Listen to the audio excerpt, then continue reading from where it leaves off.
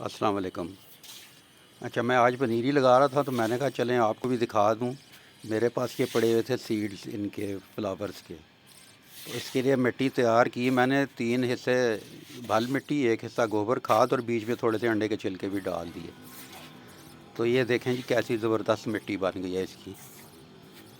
आपकी मिट्टी अच्छी हो ना तो आपके प्लांट फिट रहते, प्लांट भी या पनीरी भी जो भी हो।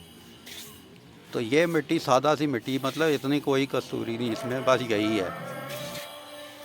तो उसके बाद रखा है गमलों में। नीचे मैंने रखे हैं सूखे पत्ते या हरे पत्ते कोई भी डाल दे ताकि मिट्टी बाहर ना निकले।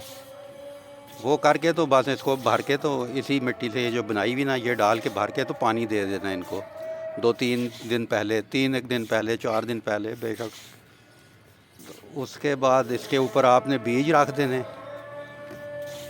बीज रख के ना तो थोड़ी थोड़ी मिट्टी से कवर कर देना। ये मेरे पास बीज पड़े हुए थे डेलिया के, डेज़ी के, गुल अशरफ़ी के, मैरी गोल्ड के और कॉर्नफ्लावर के, ये 5 के। तो ये रख के ना ऊपर, तो ऊपर आपने मिट्टी छिड़क देनी थोड़ी थोड़ी। मिट्टी छिड़क के तो पानी दे देना इसको, पानी दे के बस शेड में रख दें आप। इतना काम है इसका, कोई इतनी कस्तूरी नहीं है बस। ये देखें ना मिट्टी छिड़क के ताकि बीज हवा से आगे पीछे ना हो जाए, चूंटियाँ ना उठा के ले जाएं, चिड़ियाँ ना खा जाए। तो उसके बाद इसको पानी दे के तो आपने शेड में रख देना। तो 3-4-5 दिन बाद जब भी रिज़ल्ट निकलेगा इंशाल्लाह पता लग जाएगा। तो ऐसे लगा ले सकते आप पनीरी, इतना कोई मुश्किल काम नहीं है ये। ओके।